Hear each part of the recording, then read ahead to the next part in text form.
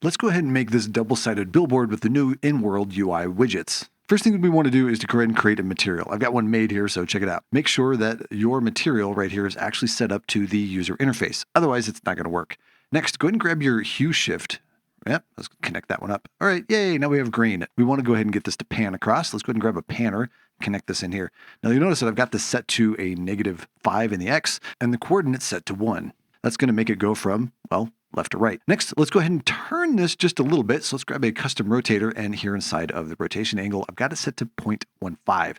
This will give us, well, a flashing thing. That's not great. So what we need to do is grab a texture coordinate and go ahead and connect it into here. Boom, now we have this. Excellent. Now that the material is done, let's go talk about the widget. Inside of your widget, we can see that this is simply just an overlay, nothing fancy, not even a canvas panel. And there we have an image. That is this background image that you see right here. I've got this just set to a white, nothing fancy there. Next, go ahead and grab a text block and drop it here on top. Make sure that it's at the bottom of the list, because if it's not, you will notice that, hey, I can't see it. Next, set up your text to say whatever it is that you want it to say.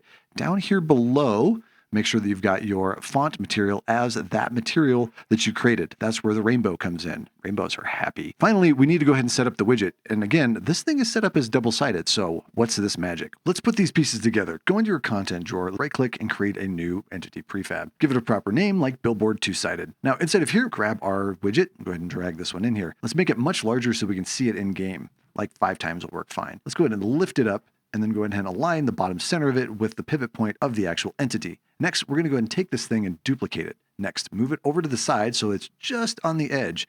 And then go ahead and rotate it 180 degrees. Now that it's here, we can see that it is double-sided.